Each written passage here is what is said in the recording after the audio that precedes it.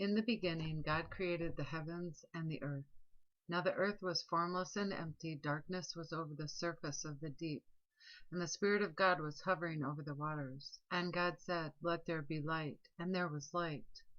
God saw that the light was good, and he separated the light from darkness. God called the light day, and the darkness he called night. And there was evening, and there was morning, the first day. And God said, "Let there be an expanse between the waters to separate water from water." So God made the expanse and separated the water under the expanse from the water above it. And it was so. God called the expanse sky. And there was evening and there was morning, the second day. And God said, "Let the water under the sky be gathered in one place, and let dry ground appear." And it was so. And God called the dry ground land, and the gathered waters he called seas. And God saw that it was good. Then God said, "Let the land produce vegetation, seed-bearing plants and trees on the ground that bear fruit with seed in it, according to their various kinds." And it was so. The land produced vegetation, plants bearing seed according to their kinds, and trees bearing fruit with seed in it according to their kinds. And God saw that it was good. And there was evening and there was morning, the third day. And God said, Let there be lights in the expanse of the sky to separate the day from the night, and let them serve as signs to mark seasons and days and years, and let them be lights in the expanse of the sky to give light on the earth. And it was so. God made two great lights, the greater light to govern the day, and the lesser light to govern the night. He also made the stars. God set them in the expanse of the sky to give light on the earth, to govern the day and the night, and to separate light from darkness. And God saw that it was good. And there was the evening and there was the morning, the fourth day. And God said, "Let the water teem with living creatures, and let birds fly above the earth across the expanse of the sky." So God created the great creatures of the sea, and every living and moving thing with which the water teems according to their kinds, and every winged bird according to its kind. And God saw that it was good. God blessed them and said, "Be fruitful and increase in number, and fill the water in the seas, and the birds increase on the earth." And there was evening and there was morning, the fifth day. And God said, "Let the land produce living creatures according to their kinds, livestock, creatures that move along the ground, and wild animals, each according to its kind." And it was so. God made the wild animals according to their kinds, the livestock according to their kinds, and all the creatures that move along the ground according to their kinds. And God saw that it was good. Then God said, "Let us make man in our image, in our likeness, and let them rule over the fish of the sea and the birds of the air, over the livestock, over all the earth, and over all the creatures that move along the ground." So God created man in his own image. In the image of God he created him. Male and female he created them. God blessed them and said to them, "Be fruitful and increase in number, fill the earth and subdue it.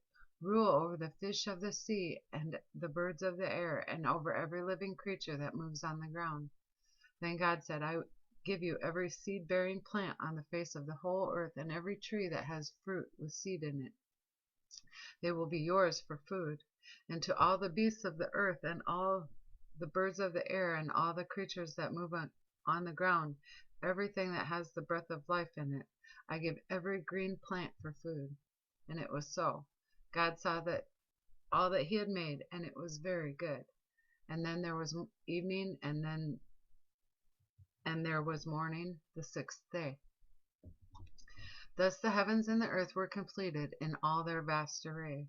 By the seventh day God had finished the work he had been doing. So on the seventh day he rested from all his work. And God blessed the seventh day and made it holy, because on it he rested from all the work of creating that he had done. This is the account of the heavens and the earth when they were created. When the Lord God made the earth and the heavens, and no shrub of the field had yet appeared on the earth, and no plant of the field had yet sprung up, for the Lord God had not sent rain on the earth, and there was no man to work the ground. but streams came up from the earth and watered the whole surface of the ground. The Lord God formed the man from the dust of the ground and breathed into his nostrils the breath of life, and the man became a living being. Now the Lord God had planted a garden in the east, in Eden, and there he put the man he had formed.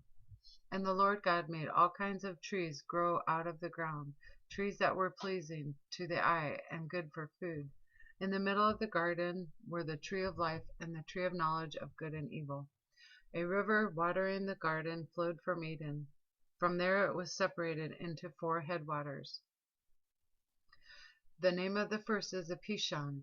It winds through the entire land of Havilah, where there is gold. The gold of that land is good. Aromatic resin and onyx are also there. The name of the second river is the Gihon. It winds through the entire land of Cush. The name of the third river is the Tigris. It runs along the east side of Ashur. And the fourth river is the Euphrates. The Lord God took the man and put him in the Garden of Eden to work it and take care of it.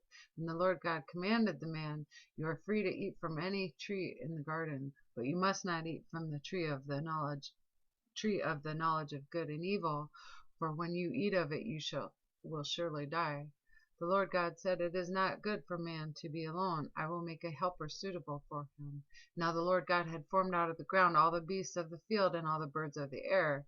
He brought them to the man to see what he would name them, and whatever the man called each living creature, that was its name. So the man gave names to all the livestock, the birds of the air, and all the beasts of the field. But for Adam no suitable helper was found. So the Lord God caused the man to fall into a deep sleep, and while he was sleeping he took one of the man's ribs and closed up the place with flesh. Then the Lord God made a woman from the rib he had taken out of the man, and he brought her to the man. The man said, This is now bone of my bones and flesh of my flesh. She shall be called woman, for she was taken out of man. For this reason a man will leave his father and his mother and be united to his wife, and they will become one flesh. The man and his wife were both naked, and they felt no shame. Now the serpent was more crafty than any of the wild animals the Lord God had made. He said to the woman, "Did God really say you must not eat from any tree in the garden?" The woman said to the serpent, We may eat fruit from the trees in the garden, but God did say, You must not eat from the tree in the middle of the garden, and you must not touch it, or you will die." "You will not surely die," the serpent said to the woman, "for God knows that when you eat of it, your eyes will be opened, and you will be like God, knowing good and evil." When the woman saw that the fruit of the tree was good for food, and pleasing to the eye, and also desirable for gaining wisdom, she took some and ate it. She also gave some to her husband who was with her, and he ate it. Then the eyes of both of them were opened, and they realized they were naked, so they sewed fig leaves together and made coverings for themselves. Then the man and his wife heard the sound of the Lord God as he was walking in the garden in the cool of the day, and they hid from the Lord God among the trees of the garden. But the Lord God called to the man, "Where are you?" He answered, "I heard you in the garden, and I was afraid because I was naked, so I hid." And he said to him, "Who told you that you were naked? Have you eaten from the tree that I commanded you not to eat from?" The man said, "The woman you put here with me, she gave me some fruit from the tree, and I ate it." Then the Lord God said to the woman, "What is this you have done?" The woman said, "The serpent deceived me, and I ate." So the Lord God said to the serpent, "Because you have done this, cursed are you above all the livestock and all the wild animals. You will crawl on your belly, and you will eat dust all the days of your life. And I will put enmity between you and this woman, and between your offspring and hers. He will crush your head, and you will strike his heel." To the woman he said, "I will greatly increase your pains in childbearing. With pain you will give birth to children. Your desire will be for your husband, and he will rule over you." To Adam he said, "Because you have listened to your wife and ate from the tree about which I commanded you, you must not eat of it. Cursed is the ground because of you. Through painful toil you will eat of it all the days of your life. It will produce thorns and thistles for you, and you will eat the plants of the field. By the sweat of your brow you will eat your food until you return to the ground, since from it you were taken, for dust you are, and to dust you will return." Adam named his wife Eve because she would become mother of all the living. The Lord God made garments of skin for Adam and his wife and clothed them.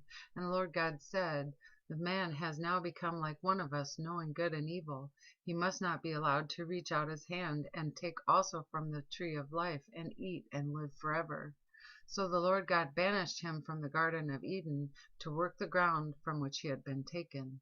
After that, he drove the man out, and he placed on the east side of the Garden of Eden cherubim and a flaming sword flashing back and forth to guard the way to the tree of life. Adam lay with his wife Eve, and she became pregnant and gave birth to Cain. She said, with the help of the Lord I have brought forth a man. Later she gave birth to his brother Abel. Now Abel kept flocks and Cain worked the soil. In the course of time, Cain brought some of the fruits of the soil as an offering to the Lord, but Abel brought some fat portions from some of the firstborn of his flock. The Lord looked with favor on Abel and his offering, but on Cain and his offering he did not look with favor. So Cain became very angry, and his face was downcast. Then the Lord said to Cain, why are you angry? Why is your face downcast? If you do what is right, will you not be accepted? But if you do not do what is right, sin is crouching at your door. It desires to have you, but you must master it.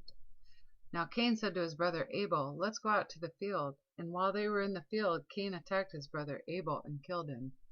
Then the Lord said to Cain, where is your brother Abel? I don't know, he replied. Am I my brother's keeper? The Lord said, what have you done? Listen, your brother's blood cries out to me from the ground. Now you are under a curse and driven from the ground, which opened its mouth to receive your brother's blood from your hand. When you work the ground, it will no longer yield its crops for you. You will be a restless wanderer on the earth. Cain said to the Lord, my punishment is more than I can bear. Today you are driving me from this land, and I will be hidden from your presence. I will be a restless wanderer on the earth, and whoever finds me will kill me. But the Lord said to him, not so. If anyone kills Cain, he will suffer vengeance 7 times over. Then the Lord put a mark on Cain, so that no one who found him would kill him. So Cain went out from the Lord's presence and lived in the land of Nod, east of Eden. Cain lay with his wife, and she became pregnant and gave birth to Enoch. Cain was then building a city, and he named it after his son Enoch. To Enoch was born Irad, and Irad was the father of Mehujael, and Mehujael was the father of Methushael, and Methushael was the father of Lamech. Lamech married 2 women, one named Ada and the other Zillah. Ada gave birth to Jabal. He was the father of those who live in tents and raise livestock. His brother's name was Jubal. He was the father of those all who played the harp and flute. Zillah had a son, Tubal-Cain, who forged all kinds of tools out of bronze and iron. Tubal-Cain's sister was Nemeah. Lamech said to his wives, Ada and Zillah, listen to me. Wives of Lamech, hear my words. I have killed a man for wounding me, a young man for injuring me. If Cain is avenged 7 times, then Lamech 77 times. Adam lay with his wife again, and she gave birth to a son named Seth, saying, God has granted me another child in place of Abel, since Cain killed him. Seth also had a son, and he named him Enosh. At that time the men began to call on the name of the Lord.